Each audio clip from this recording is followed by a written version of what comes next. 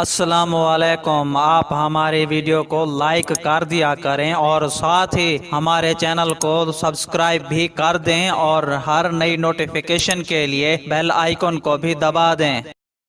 ملک کی موجودہ صورتحال، مقبوضہ کشمیر میں ڈھائے جانے والے بھارتی مظالم اور عالمی برادری کے رد عمل پر بات کرتے ہوئے مظہر برلاس نے کہا ہے کہ عمران خان نے اپنی صلاحیتوں کا لوہا خود منوایا ہے۔ وہ انتھک ہیں، سمارٹ ہیں، محنتی ہیں، دلیری سے موقف پیش کرنے کا ہنر رکھتے ہیں۔ انہوں نے مودی کے امریکہ میں کیے گئے جلسے سے خطاب پر بات کرتے ہوئے کہا ہے کہ جب جلسے میں مودی نے یہ کہا کہ ہم نے کشمیر کے لیے آرٹیکل 370 ختم کر دیا ہے، کھڑے ہو کر میری تائید کرو، سب لوگ کھڑے ہو گئے مگر امریکی صدر اور دیگر امریکی اراکین بیٹھے رہے۔ افسوس کی بات کہ پاکستان میڈیا اس بیٹھک کو لوگوں کے سامنے نہ لا سکا، کیونکہ پاکستانی میڈیا کو یہ کہنا چاہیے تھا کہ امریکی قیادت نے آرٹیکل 370 پر مودی کے موقف کو مسترد کر دیا۔ مظہر برلاس نے کہا ہے کہ افسوسناک پہلو یہ ہے کہ ہزاروں خداؤں کے ماننے والے ایک ہو چکے ہیں اور ایک خدا کو ماننے والے تقسیم ہو چکے ہیں۔ پاکستان کے لیے ایک نہیں ہوتے۔ یہی حال مسلمان ملکوں کا ہے۔ اس وقت یہود و ہنود کی چال کو سمجھنے کی ضرورت ہے۔ ان دونوں نے 3 مسلمان ملکوں کے لیے ایک خوفناک منصوبہ تیار کیا ہے۔ منصوبہ یہ ہے کہ جس وقت انڈیا پاکستان پر حملہ کرے تو